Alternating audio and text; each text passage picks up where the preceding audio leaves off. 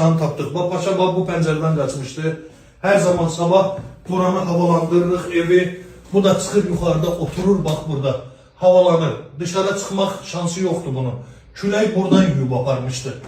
Apardı. Düzdür, biraz ağrıdıq, acıdıq. Amma sonuçta paşaya qovuşduq. Yenə də sizin sayənizdə vallahi gedib Bayıldan tapmışıq. Bayıldan sizin paylaşımlarınız sayəsində Bayıldan bir yorum aradılar ki, baxın görün getdik tutuşturduq pasportu ilə falan ora bura hamısını tutuşturduq. Bizim oğlandı, paşadır. Bir de onu söyleyeyim, kurban olduklarım.